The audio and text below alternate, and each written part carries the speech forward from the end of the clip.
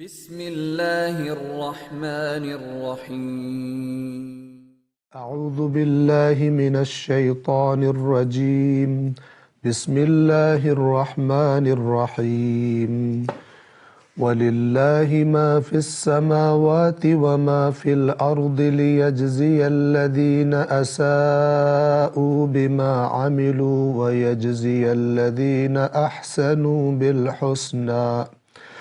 اور جو کچھ آسمانوں میں ہے اور جو کچھ زمین میں ہے وہ اللہ ہی کا ہے، تاکہ وہ برا کام کرنے والوں کو ان کے کاموں کا بدلہ دے اور نیک کام کرنے والوں کو اچھی جزا عطا کرے۔ صدق اللہ العلی العظیم۔ گزشتہ درس میں اس آیت کا مفہوم یا تفسیر یا پیغام عرض کیا جا رہا تھا۔ گزشتہ آیت سے ہم نے جوڑا تھا، اللہ تبارک و تعالی نے فرمایا کہ اے رسول ان سے کنارہ کشی کیجئے جن کا ارادہ صرف دنیاوی زندگی کا ہے، یعنی آپ ان کو ان کے حال پر چھوڑ دیں جب تک اس طرف متوجہ نہیں ہوتے اپنے مرض کی طرف کہ دنیا پرستی آخرت سے انسان کو دور کرتی ہے، دنیا کی محبت اللہ تبارک و تعالی کی آیات کو اثر انداز ہونے سے روک دیتی ہے، مادی لذتیں معنوی اور روحانی لذتوں سے انسان کو محروم کر دیتی۔ جتنا بدن ان گناہوں میں اور اللہ کی نافرمانیوں میں استعمال ہوگا، نیکیوں کی لذت کا احساس اتنا کم ہوتا جائے گا، اتنی زیادہ نیکیاں بوجھ بنتی جائیں گی۔ اور جتنا انسان اپنے اس بدن کے حیوان کو کنٹرول میں رکھے گا، حلال لذتوں پر اکتفا کرے گا، اتنا اللہ تبارک و تعالی اس کی روح کو آشنا کر دے گا معنوی اور روحانی لذتوں سے، کہ جو ملتی کہاں سے؟ قرآن مجید کی آیات سے، رسول اللہ اہل بیت اطہار کے فرامین سے۔ یعنی آپ ان لوگوں کو جو دنیا والے ہیں صرف ان کو ان کے حال پر چھوڑ دیں، اللہ خود ہر ایک کو اس کے عمل کی جزا دے گا۔ توجہ کریں، یہ بات قرآن نے مختلف جگہوں پر اس کی طرف توجہ دلائی ہے۔ بعض دفعہ فرمایا وَذَرْنِي وَالْمُكَذِّبِينَ وَالْمُكَذِّبِينَ أُولِي النِّعْمَةِ، مجھے اور جھٹلانے والے مالداروں کو، صاحبان نعمت کو تنہا چھوڑ دیں، آپ بیچ سے نکل جائیں، انہوں نے آپ کی بات نہیں سننی، میں خود نمٹوں گا۔ یا فرمایا سورۃ القلم میں فرمایا، یہ جو پہلی آیت پڑھی یہ سورۃ المزمل میں تھی، سورۃ القلم میں فرمایا وَذَرْنِي وَمَن يُكَذِّبُ بِهَذَا الْحَدِيثِ، اے رسول مجھے اور اس کو تنہا چھوڑ دیں، یعنی آپ بیچ سے نکل جائیں۔ کس کو؟ کہ جو اس قرآن کو جھٹلا رہا ہے، اس کی باتوں کو نہیں مانتا، اس کی باتوں کو اپنے اوپر وہ لاگو نہیں کرتا، ان کی طرف توجہ نہیں کرتا، اہمیت نہیں دیتا، چھوڑ دیں آپ۔ سَنَسْتَدْرِجُهُم مِّنْ حَيْثُ لَا يَعْلَمُونَ، بہت جلد عن قریب ہم اس طرح سے ان کو آہستہ آہستہ ان کا گھیراؤ کریں گے کہ ان کو پتہ بھی نہیں چلے گا، ان کو علم بھی نہیں ہوگا۔ یہ بالکل وہی بات ہے کہ جس طرح نہج البلاغہ میں امیر المؤمنین علی ابن ابی طالب علیہ السلام فرماتے ہیں کہ اگر اللہ کی طرف سے تجھے مسلسل نعمتیں عطا ہو رہی ہوں، توجہ کریں، اللہ کی طرف سے تجھے مسلسل نعمتیں عطا ہو رہی ہوں جبکہ تو مسلسل اللہ کی نافرمانیاں کیے جا رہا ہے، تو پھر خبردار ہو جا، پھر محتاط ہو جا۔ کس بات سے محتاط ہو جا؟ اسی بات سے جسے قرآن نے کیا فرمایا سَنَسْتَدْرِجُهُم مِّنْ حَيْثُ لَا يَعْلَمُونَ، ہم انہیں ایسے گھیریں گے کہ ان کو پتہ بھی نہیں چلے گا۔ یعنی کھول دو اس دنیا پرست پر نعمتوں کے دروازے تاکہ اور غرق ہو جائے۔ یہ بہت خطرناک سٹیج ہے کہ جو قرآن نے بیان کی ہے، کہ اس پر نافرمانیوں میں اتنا اللہ سے دور چلا جائے کہ خداوند عالم اس کا گھیراؤ شروع کر دے، یعنی اس پر واپسی کے راستے بند کرنا شروع کر دے۔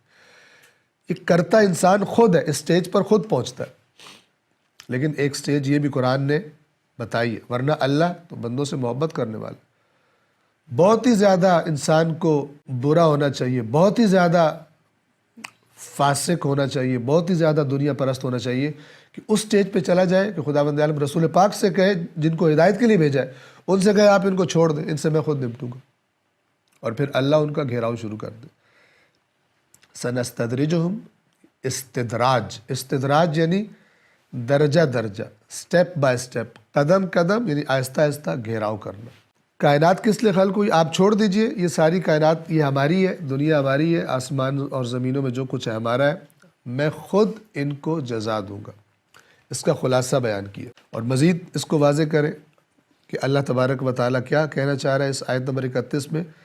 فرمایا کہ جب اسے یعنی اللہ کو ہر ایک انسان کے حال کا علم بھی ہے، سزا جزا دینے میں غلطی کون کرتا ہے، اچھے اور بری نتیجہ دینے میں بدلہ دینے میں کون غلطی کر سکتا ہے، جس کو پتہ نہ ہو سکتا ہے آپ نے اچھا کام کیا ہو اور مجھے پتہ نہیں ہے، میں سمجھ رہا ہوں آپ نے برا کام کیا، میری انفارمیشن میرا علم غلط ہے، ہو سکتا ہے آپ نے کام اچھا کیا ہے اور وہ آپ کے گلے پڑ جائے۔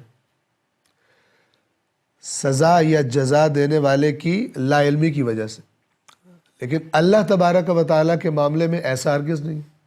علیم بذات الصدور، اللہ جو تمہارے سینوں میں جو تمہارے قلوب میں چیزیں ہیں ان کو جانتا ہے۔ فرمایا یعلم خائنۃ الاعین، آنکھوں کی خیانت کا اسے علم ہوتا ہے، جب آنکھ کسی کی خیانت کرتی ہے اسے علم ہوتا ہے۔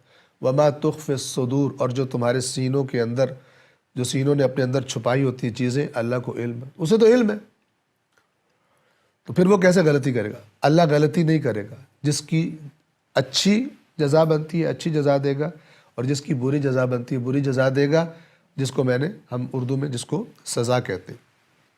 جب اسے ہر ایک کے حال کا علم بھی ہے، ایک بات، اور دوسری بات کیا چیز پوری جزا یا سزا دینے میں رکاوٹ بن سکتی ہے کہ میرے پاس آپ کو جزا دینے کے لیے ہو ہی کچھ نہ، آپ نے کام بہت بڑا کیا ہے میرے پاس کچھ نہیں ہے، تو میں کہوں گا آپ نے کام بہت اچھا کیا ہے، کاش میرے پاس ہوتا کہ میں آپ کے کام کے مطابق آپ کو جزا دے سکتا۔ تو اللہ کے معاملے میں ایسا بھی نہیں ہے۔ فرمایا وَلِلَّهِ مَا فِي السَّمَاوَاتِ وَمَا فِي الْأَرْضِ، جو کچھ تم دیکھ رہے ہو اور جو کچھ تم نہیں دیکھ رہے آسمانوں اور زمین میں سب اللہ کا، سب کا مالک اللہ، بس تمہارے کاموں کا بھی اس کو اچھی طرح علم ہے اور ہر چیز کا مالک بھی وہی ہے، تو پھر اب جزا میں کیا چیز رکاوٹ بن سکتی، تو وہ دے کے چھوڑے گا۔ کیا فرماتا ہے قرآن؟ وعدن علینا حقا، یہ ہم پر وعدہ ہے، حقا، اور یہ حق ہے، ہم قیامت کے دن سزا اور جزا دے کے چھوڑیں گے۔ جیسے سورہ قارعہ میں فرمایا کیا ہوگا قیامت کے دن؟ فَأَمَّا مَنْ ثَقُلَتْ مَوَازِينُهُ فَهُوَ فِي عِيشَةٍ رَاضِيَةٍ، تو وہ شخص کہ جس کے اعمال کے وزن، جس کے وزن بھاری ہوں گے، یعنی جس کے نیکیوں کے، نہ کہ گناہوں کے، جس کے نیکیوں کے عمل بھاری ہوں گے، تو وہ خوشی والی زندگی میں ہوگا، راضی رہنے والی زندگی میں ہوگا۔ وَأَمَّا مَنْ خَفَّتْ مَوَازِينُهُ، جس کی نیکیوں کے وزن ہلکے ہوں گے، یعنی گناہ بھارے ہوں، گناہ زیادہ ہوں گے، فَأُمُّهُ حَاوِيَةٌ، اس کی ماں حاویہ ہے۔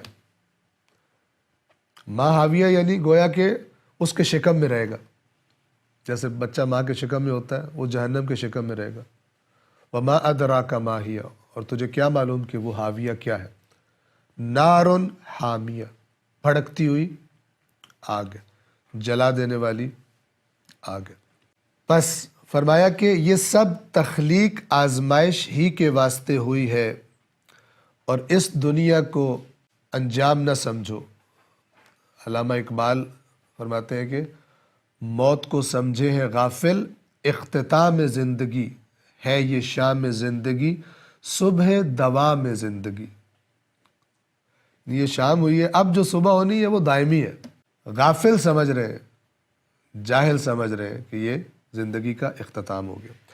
ایک اور دائمی زندگی کا سلسلہ بنایا ہے تاکہ ہر ایک کو اپنے اعمال کا پورا پورا بدلہ دیا جا سکے۔ کسی نے 100 بندے قتل کر دیے، کسی نے 1,00,000 بندے مروا دیے، جیسے آج کل بے گناہ بموں سے مارے جا رہے ہیں، اس کو ایک دفعہ پھانسی دی جائے کافی ہے؟ کافی نہیں، بار بار مارا جائے گا۔